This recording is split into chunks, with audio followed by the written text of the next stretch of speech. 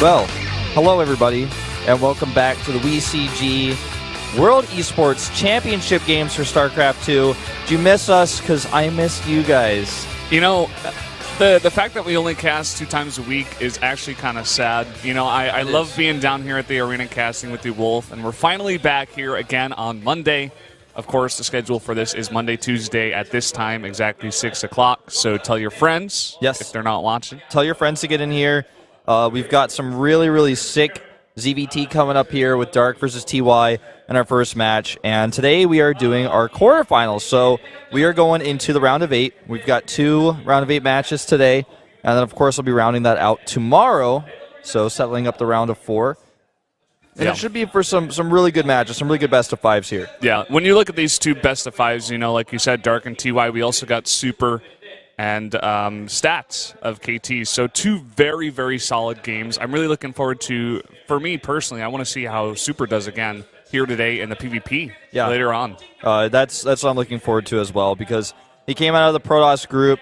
He appeared to be the weakest player, but still was able to win in the late game by just making his opponents play a weird game. He really got into their heads a little bit. And there's been a ton of games to study of him as well, because he was in that same Protoss group. So looking at him, he's got all the odds stacked against him again, but I think he might be able to pull it off today. Yeah, it's definitely possible. And then taking a look at our other best-of-5, you know, Dark and TY, one of the most, you know, 2 of the most solid players for their races, respectively. Especially, you know, TY, one of the Terran hopes here in Korea. A lot of people pulling for him, especially the Terrans. They want him to move on, possibly advance, and, you know, go to China. That would be the best for them. Of course. And, you know, there's a lot of talk these days, a lot of Terrans doing well. Bomber, spoiler alert, just earlier today, doing very well in WCS America, taking the entire thing, winning against another Terran, actually, if you will. So Terran's doing pretty well overseas especially, but in Korea, you know, not as many of them left here. So we're going to see how well TY can do here in this first series. But before we get into that, we'll take a look at our bracket. So you can see we just talked about today's matches quite extensively. We didn't talk too much about stats, but we'll leave that for later. Then, of course, the matches for next, you know, the next day of this, tomorrow, Sora versus Zest. Oh my God! And then Hero versus Byung. Today's matches are good, but I feel like tomorrow's matches really take the cake. Oh yeah, I gotta agree with you on that one. I mean, looking at both of those, Sora, you know, he's just kind of coming through here in the Dark Horse, kind of the owner of this tournament, if you will. He really made his name here. He's going up against a huge name in Zest, and then Hero versus Byung. That's literally one of the top PvPs you can have in the world. Yeah, that's just, I mean, that's incredible, those 2 players right there. And I'm really looking forward to see how well Byung does against Hero in particular, but also to see if Sora can actually make it through again here, and if Zest is going to stop him, because he is, of course, after all, the Kingslayer, and Sora, this being basically his tournament, is where he got his name. See if he can stop him. He didn't end up winning, of course, last season. That was Sulky who did that, who actually did not advance from the round of 16, actually dropped out, surprising a lot of people. But, you know, he's been going through a lot of team changes and, you know, life events, so you can imagine he's having a rough time right now. Yeah, I think we just got to give him a bit more time. As long as he keeps playing here in StarCraft 2, I'm sure he'll be back to his final full form. Just give him a month or so, I'd say. He'll be back. Yeah, that he will. No need to worry. No need to worry. So, as you can see, of course, we'll have some matches next week to decide the finals of everything that's sorted out. We didn't really talk about scheduling too much, but you guys could probably figure out, even if you can't read Hangul, which I recommend you learn up there, that it's that's what the schedule was back there. So, anyways, moving away from that, we've got Dark versus TY first up, and this is going to be first to 3 wins out of 5, best of 3, or rather, excuse me, best of 5, first to 3, whatever you want to call it. The Korean at the top there is throwing me off, but. Then, of course, we're going to have Super versus Stats to round the night off, and that Protoss versus Protoss there are going to be a pretty fiery one, I feel, because we've been seeing a lot of action, a lot of aggression out of Super, and Stats might not really be able to get to that comfortable late game that he'd like to. Yeah, definitely. Really looking to see how aggressive that one's going to be. I'm also looking to see how aggressive TY is going to be against Dark. You know, I feel like TY, his biggest strength here is his mid-game aggression, and as long as he can put some onto Dark, I feel like he may have a chance, but we'll have to see. That we will. I actually highly favor Dark going into this. I think he might take a 3-1 or a 3-0. I think he's got some of the best ZBT out there. He's really aggressive. He knows when to attack, when to hit that third base. His Mutalisk play is really strong as well. I mean, he doesn't really branch out with his style too much. I feel like he's kind of just gone with the standard. He's taken what he's learned from his former teammate Sulky, for example, and really applied that to this newer, a little bit faster style. You can almost really say he's kind of like Life. He just likes to be aggressive, but he's just really consistent, and that's what's really important about his style, and that's why I think he's going to pull an edge out here. And that's the hardest kind of player to practice against. Someone who's just consistently good almost every time he comes out. You can look at his style and be like, okay, I'm going to practice this way, but even when you practice against his style, it's still hard to win. And looking at this guy, I said he may have a chance, but I do side with you on this one as well. I feel like Dark definitely has the better chance here. But TY, looking at how he got here, he defeated Myungshik, lost to Hero in the winners match, then defeated Myungshik once again. That last game was actually insane. Going up against Perdos there, Myungshik doing like a 10-minute push with Immortals. Well, let's take a look at our bans here. We have a Nimbus ban from Dark. Makes sense to me, but I would have expected a Catalina ban. The Nimbus ban is a ban that's really good against drop play on this map versus Terran because that backdoor expansion is so exposed. It's really easy to ping-pong around with those medevacs. And TY decides to ban Overgrowth, which is pretty interesting to me, too. I think it almost just kind of shows further that Dark takes that refined Sulky-esque style and adds a little bit of a life spin to it, a little bit more aggression, so he doesn't want to have to deal with that third base that might be under fire, or maybe potentially a fourth base on Overgrowth on that really small map when you might be counterattacked often. Mulist always a threat, so you can see that. And then going into the picks, you see Dark first picks King's Hazel Station. They're not a huge surprise. Zergs definitely love to play on that map. But then TY going with Deadwing and Catalina there. I see the Catalina pick. I like it, but Deadwing, a little bit interesting to me. It's a really big map. It's going to be hard for him to put on the aggression. Yeah, I'm really looking forward to that one. I'm glad that's going to be map 3 because we're going to see it no matter what. And is it the fourth map? Or was that the third map? Deadwing? Yeah. That's number 2. Oh, number 2. Okay, well, regardless, it's before map 3. 3 was the Catalina pick. That's right. Yeah. Okay, so yeah, it's going to be map 2. So we're going to see it no matter what. I really want to see what he's going to do on that map because if you get close spawns, it's kind of like Overgrowth. So why'd you ban Overgrowth? And if you get cross spawns, you're going for a late game against Dark, which is... Yeah, it's kind of like Foxtrot Labs, which you didn't pick. It's interesting. Yeah, it's a really interesting choice. But before we get ahead of ourselves, let's jump into KSS for game number 1 here, the round of 8.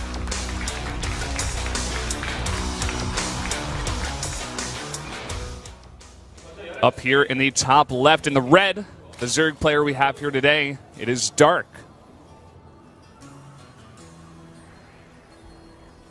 And down the bottom right in blue, it's TY, formerly known as Baby from KT Rolster. Not a baby anymore. He's Not all grown anymore. up. He's a big boy Terran now. That's right. So notable about this match is that this is, of course, one of our little telecom derbies, one of our rival matches. We've got SKT versus KT, that iconic matchup. So it always leaves a little bit of extra fun to going into a big best-of-5 series like this, just that rivalry between the two teams on top of what's on the line here, moving on to the round of 4. Yeah. TY in the derby that they had in the finals of Pro League, he was one of the big heroes for them, doing a crazy proxy on Frost against, I think it was Classic, right? Yeah. Crazy game that one was, really bringing it through there for KT. I'm sure Dark's got that in the back of his mind. Right away here, we see something really interesting. TY is going to go for, it looks like a command center first, based on how he's queued up his SCVs. So we're going to see a really fast expand out of him. And Dark is going to come over here, and he's going to see that right away. He may initially get a little bit stressed out, a little bit concerned that it's a double barracks proxy, but seeing this SCV should be enough of a tell.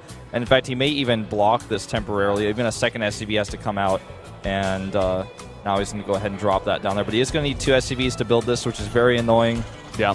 Guess you just wanted to go in and check the gas instead of just going straight down there for the block, just to be a bit safer, just to make 100% sure that no aggression was coming out here. Yeah, you're absolutely right, because a proxy Reaper on this map is quite strong. We've seen it before, and you definitely need to be aware of that. Yeah. And for Dark, he's got down his first expansion, and going against a CC first Terran, may want to throw down that third one. So down goes the spawning pool, and let's take some deeper thoughts about TY's build here, because he's chosen, for example, he banned Overgrowth and picked Deadwing. He really wants to play the macro games here against Dark, it looks like, and that's not what I would have expected from TY. Yeah. It's not really his style. But against Dark, I feel like it kind of makes sense, because Dark is a very aggressive player, and if you're confident enough in holding, which, I mean, who would not be confident in TY's hold after he held a Myungshik's build that we saw last week? I mean, if you're really confident in holding, against a Zerg player who might put on some early aggression, then you can get that economic edge. And then maybe, TY's late game in this matchup right now, he's feeling good about it, and that's how he wants to play this series. Yeah, that's actually a really good point. I mean, we've seen time and time again how good this kid is at holding off any type of aggression at any point in the game. Seems like he will want to go for that macro. Yeah. I mean, especially against Protoss. He's made quite famous for that in StarCraft 2 because he was the only Terran player to actually defeat Blink all-ins at first, the very beginning of Pro League. And he did it the first time, if I'm not mistaken, with a sensor tower. Oh, yeah. Yeah, I remember that game. That was on Yunsu, if I'm not mistaken, so a long time ago. So. TY here, not going for the double barracks build, just going straight for just the one barracks into a factory. So wants to tech up a bit faster here. Doesn't really want to get those infantry units out too fast.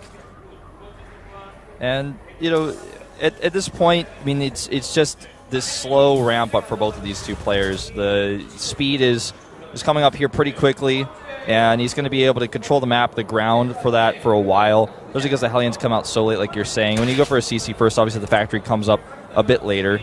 And a nice rescue mission there with those two Marines to save the SCV. But in a moment here, okay, we're going to see a third CC. I was going to say, TY, it looks like he's poised to get that. He went over and checked to see if there were any Zerglings on the map. He sees there's quite a few lurking around. He definitely can't afford to make that on the low ground. That's way too risky, but he is playing this really greedy. And I guess he's going to get away with it for now. Let's see what Dark decides to do.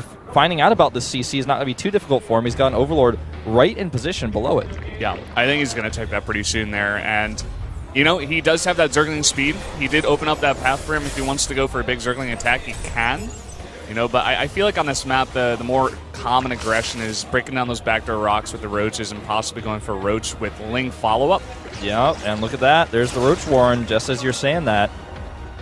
But he needs to get some more information. He still doesn't know about that CC. We're seeing gases being added right now. And this Roach Warren may just be, somewhat of a safety measure. But it is pretty early against someone who went CC first. He knows Hellbats aren't coming his way anytime soon. He's going to need an armory for that. That's a long ways away. He only has 2 Hellions on the map right now. Yeah. Look at this. He's making 5 Overlords. He was just supply blocked, so maybe he did just panic and make a bunch of Overlords. But looking at the Lings coming out here as well, with that Roach Warren coming out here, he may just try to put on some aggression. There's a Baneling Nest on the way as well. Yeah, I think you're right on the money. It is possible that the Overlord just moved slightly and already saw this, and we're just not being shown this by the observer. I'm not 100% sure. I don't think the Overlord saw, but it's a good read on already what TY has shown in his map picks and bans, as well as just how he's opened up with a CC first. It's pretty reasonable to expect he might do something like this. Now, let's see how much damage this Roach Warren and these Roaches and Banelings get done, because it's a huge commitment. I mean, notice how late even the third hatchery was here for Dark. He got those gases up at his natural right away. I mean, the third CC was done before the third hatchery. That very rarely ever happens. Yep. This is a nice scout over here by TY. It looks like he may just go in the back and look for possible Overlords, but he could also look for those rocks. Well, it doesn't even look like Dark wants to use the rocks with the Roaches. He's just going to go straight down the middle here. Maybe follow up from the left side with the Zerglings. He wants to hit right away. Now let's see how good TY is at holding this. He's already got a bunker started at home and his first Marauder. Second bunker, that is to say. And he wants to buy as much time as possible with these Hellions. Meanwhile, he's doing a drop with a few Marines and Widow Mines. That could do a lot of damage, but 18 Banelings on the way. This is a mostly Baneling attack, not even that many Roaches. And I don't know if he's going to be able to hold this. He needs siege tanks, and he just doesn't have anything like it. Yep, it's going to be a really hard hold, but at the same time, Dark's got to deal with this in his main base. He's putting down a Spore Crawler right now, but he's got to get units back there. But in the meantime, he's going to attack the front. There's only Hellions here to defend this, and maybe a Marauder or two. Yep, he's going to have to kite these Banelings basically perfectly. Oh, and he messed it up right there, taking a big hit. 1 or 2 more hits would be great. The Banelings need to choose what they're going to do here. They're actually all lining up, but the wall is down now. The Hellions not the best splitting there, and here come the Roaches. Yeah. This is a big problem. Big hit on a lot of Hellions there. There's only 3 remaining right now, and there's a huge number of Roaches coming in here. Bunkers are being desperately thrown down right now, but they're not complete. There's no units to even go in the bunkers. He's fighting with his SCVs. He's got 2 Marines out on the map, 3 now. If that third one gets in, and he even cancels the Banelings right here in front of the bunker, but this is just a problem of his production facilities are being capped. Stim gets canceled here, and now the Roaches here can't even, they can't even be deflected by these Banshees. There's too many of them. More Banelings are morphing in right now, and those SCVs need to get out of there. Things are going to get pretty nasty, and I think this is almost certainly going to be game. He's got a lot of extra Harvesters, because of that third CC, and in fact, he's still ahead in worker count, but I just don't think this one Banshee, I don't think she's going to be able to prolong this game much longer. Yep, she's going to try her best. A big repair here, but not that much surface area for the SUVs based on the positioning. And now trying to put down more bunkers. I'm sorry, TY, it just doesn't look like it's going to work for you here. Well, let's see. I mean, if he can hold off these early miraculously, no, it's just not, no. I mean, he's got triple mules, but it doesn't matter if you have triple mules in this case. I mean, It usually does, but not this time. He's going to try to hold it. I mean, he's running around the SUVs, trying to repair. He's targeting Banelings decently well. Those Marines are not going to split out in time. His natural is not mining. His main is not mining. He has to lift his natural CC here. Meanwhile, Dark back at home, he has 3 hatcheries totally safe here. He held off that drop as well. He's checking for a lair there, and smartly Dark has made his lair not even at his main. I'm not sure if it's at his natural. Okay, it is at his natural. So he's like, what are you doing next? Because I lived, and I do have triple mules. What's the next step here? Are you going into mutas? Are you just going to try to kill me? And it's unfortunate he misses that scan, because I think it is going to be a mutalist follow-up here, but he does have double Evo chambers on the way. And, I mean, he's got to start repairing these. Which is really hard because he just now got his mining back. You know, he does have those 5 mules with the 3 orbitals, of course. He does have triple CC production here with the SCVs. So he does have that, but even just looking at the worker count right now, 58 to 27. After that attack, Dark was really just able to power up here on the drones, and he's now going to make that switch into the Mutalist. He also has the Baneling speed on the way, upgrades for Zerglings and Banelings. Yeah, I mean, let's see how much Banshee damage gets done here. That's one way you could try to crawl back into this. His stim is, 2/3 of the way done nearly. Back at home, he did restart that. This Queen is not... Oh! Transfuse comes down. Good bait there, actually. Yeah, Banshee almost goes down as well. Look at that spawning pool placement, by the way. Really nicely done there for a tight wall against possible Hellion drops and whatnot. Just want to point that out. Macro Hatch goes down because he's going to need a lot of larva here in a second to make the links with his Banes and his Mutas. And his drone counts up to 68 now. He's got all the gases going up here. He's got the 5th and 6th finishing up right now. The Spire's almost on. He's going to be able to make about 6 to 8 Mutas right when that finishes. He's going to have Baneling speed, and he's soon to have 1/1 upgrades. So let's see how much damage TY can get done, because he survives. And any Terran who survives with 3 CCs, 3 orbitals, usually has a fighting chance at least. Yeah, has a chance. That is one thing you can say. One thing I'm looking at here right now, we do see Dark putting down double hatcheries here. One is that macro hatch, but he was supply blocked at 94 for like a minute.